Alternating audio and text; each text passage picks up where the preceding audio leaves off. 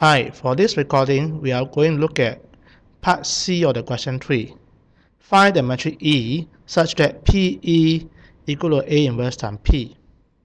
Now this is related to part B, where P is a matrix such that P inverse times A times P equal to D, where D is diagonal matrix, where the diagonal entries are the eigen value 4, 2, and 1.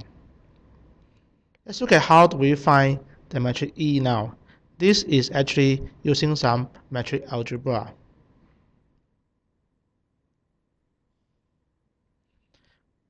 Okay, so we are going to find E such that PE equal to A inverse P, which is equivalent to E equal to P inverse times A inverse times P. On the other hand, from part B, we are given that P inverse AP equal to D,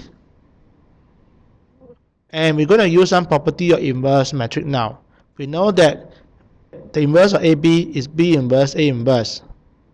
So the inverse of P inverse AP in this case is the same as D inverse, since P inverse AP is equal to D.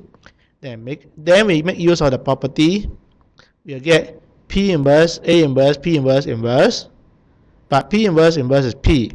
So we end up P inverse A inverse P is D inverse.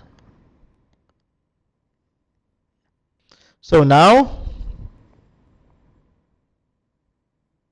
having known these two facts, I must conclude that E is a matrix D inverse. But D is 4, 2, 1 on diagonal. So we know for the inverse of diagonal matrix, it's just a reciprocal of the diagonal entry. So therefore, we know the matrix E now. It's 1/4, half, and 1 on the diagonal. That's the end of the recording.